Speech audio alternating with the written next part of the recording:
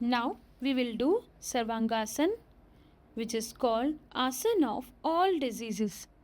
To do this, we will first lie on our back with both legs straight in front.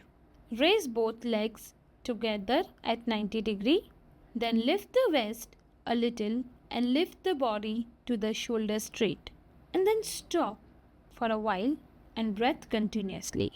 1, 2, 3, 4, 5. Now slowly come back and take care of your spinal cord during placing on the floor. We will raise the legs at 90 degree and release the heels to back in the way that does not bend the knee. Now feel relaxed completely in meditation. Shavasana.